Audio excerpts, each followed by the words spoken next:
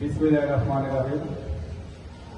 আরাবত পৌরসভা বিএনপি ৯ নং ওয়ার্ড বিএনপির উদ্যোগে বৈষম্য বিরোধী ছাত্র শহীদ ছাত্রদের রোহের মাগফিরাত কামনায় এবং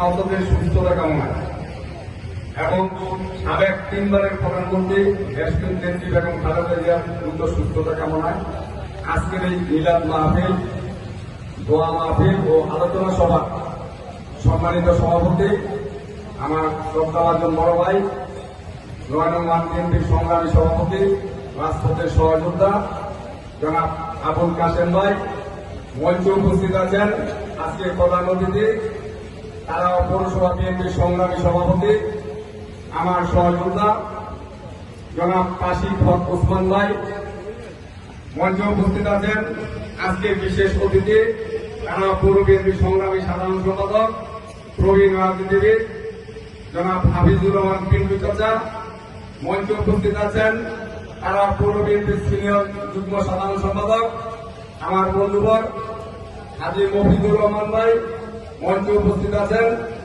তারা পৌর বিএনপির সিনিয়র সহসভাপতি জনাব রফিক হোসেন মোল্লা, মঞ্চে উপস্থিত আছেন তারা পৌর স্বেচ্ছাসেবক দলের সংগ্রামী আহ্বায়ক জনাব আলতাফ হোসেন, মঞ্চে উপস্থিত আছেন তারা পৌর স্বেচ্ছাসেবক দলের সিনিয়র যুগ্ম আহ্বায়ক রায়হান মীর, মঞ্চে উপস্থিত আছেন তারা পৌর ছাত্র দলের সংগ্রামী আহ্বায়ক রাজীব আহমেদ, সদস্য সচিব নাবির, মঞ্চে উপস্থিত আছেন তারা পৌর জাসাসের সভাপতি রনি মিয়া সহ অত্র ওয়ার্ডের নেতৃবৃন্দ এবং বিভিন্ন ওয়ার্ড থেকে আগত সংগ্রামী সাথী ও ভাই ও বন্ধুরা আমার আসসালামু আলাইকুম।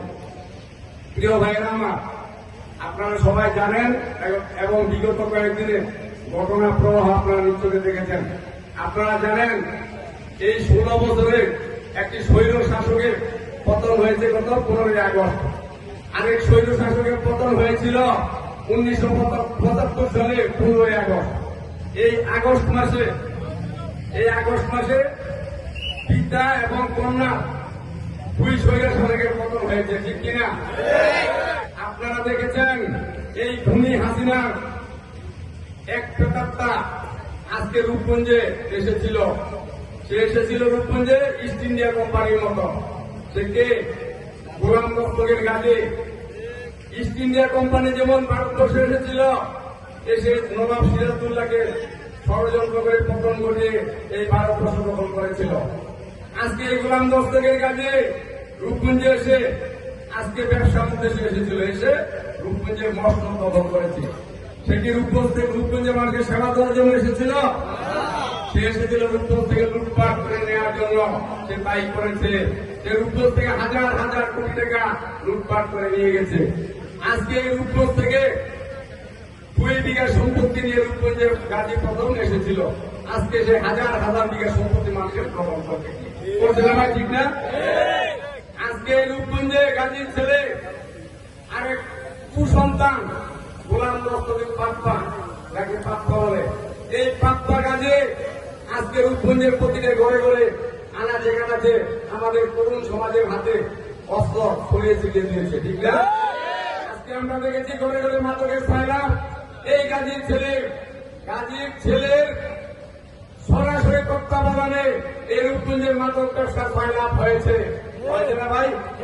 আমরা এই রূপগঞ্জের মাদক মুক্ত সন্ত্রাস মুক্ত রূপগঞ্জ গঠন করবো ইনশাআল্লাহ। আমাদের নেতা বিএনপির কেন্দ্রীয় নির্বাহী কমিটির সদস্য মুস্তাফিজুর রহমান ভূঁইয়া টিপু সাহ, উনি পাকিস্তান আমলের 22 পরিবারের এক সন্তান। ওনার আল্লাহ কোনো কিছুর অভাব দেয় নাই, টাকা পয়সা দমগুলো সম্মান সবকিছু আছে। উনি রাজনীতি করে কিছু পাওয়ার আশা নাই, উনি রূপগঞ্জে যাওয়ার জন্য এসেছেন। উনি রূপগঞ্জের রাজনীতির বাইরে অনেক স্কুল কলেজ শিক্ষা প্রতিষ্ঠান মসজিদ মাদ্রাসা অনেক অনুদান আছে।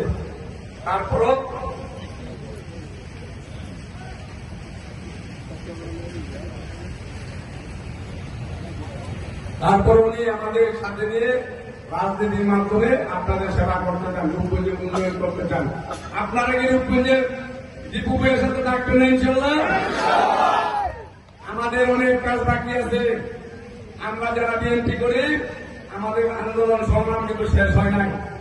আমাদের সামনে কঠিন পরীক্ষা রয়ে গেছে, সামনে নির্বাচন। আমাদের মুস্তাফিজুর রহমান দীপু ভাইকে নির্বাচিত করে সংসদে পাঠাতে হবে আমাদের প্রধান কাজ। তারপর আমাদের আশা আকাঙ্ক্ষা রূপগঞ্জের উন্নয়ন সম্ভব। প্রিয় ভাইয়েরা আমার, যারা বিএনপি করে, আপনাদের কাছে অনুরোধ, আওয়ামী লীগের মধ্যে কেউ বিশৃঙ্খলা করবেন না, চাঁদাবাজি করবেন না, সন্ত্রাসী কর্মকাণ্ড করবেন না, লুটপাট করবেন না। আমার বিনীত অনুরোধ, আপনারা যার যার বৈধ ব্যবসা চাকরি করে আপনারা জীবিকা নির্বাহ করবেন। যদি আওয়ামী লীগের মতো আমরা লুটপাট করি, আওয়ামী লীগের যে পতন হয়েছে আপনারা দেখেছেন, আমাদের এরকম হবে। আপনারা কি চান আমাদের এরকম হোক? অবশ্যই চান না। তাহলে সন্ত্রাসী কর্মকাণ্ড, লুটপাট এবং অস্ত্রবাদী, মাদক ব্যবসা থেকে দূরে থাকতে হবে। আর যদি কেউ কথা না শুনেন, আপনারা অনেক দেখেছেন বিভিন্ন জায়গায় বহিষ্কার করা হচ্ছে দল থেকে। যদি আমাদের কমান্ড না শুনেন, নেতৃবৃন্দ আছে ওনাদের কমান্ড না শুনেন, তাহলে আপনাদেরকে বহিষ্কার করা হবে। যাই হোক, আমি আর কথা বেশি বলবো না, আপনাদের বিরক্ত করবো না। আমি শেষে এই বলে শেষ করতে চাই যে ছাত্রগুলি মারা গিয়েছে, এই খুনি হাসিনা পাখির মতো গুলি করে মেরেছে, আপনারা দেখেছেন। আমাদের এই সন্তান, আমাদের এই ভাই, আজকে তাদের জন্য দোয়া করবেন। আল্লাহ পাক যেন আপনাদের সুবিধি মর্যাদা দান করেন। যারা আহত হয়েছেন, আল্লাহ পাক যেন তাদেরকে দ্রুত সুস্থতা দান করেন। আমাদের দেশ নেত্রী, তিনবারের প্রধানমন্ত্রী, দীর্ঘদিন এই খুনি হাসিনার কারাগারে বন্দী ছিলেন, উনি অনেক অসুস্থ, ওনার জন্য দোয়া করবেন। আপনারা তারেক রহমানের জন্য দোয়া করবেন।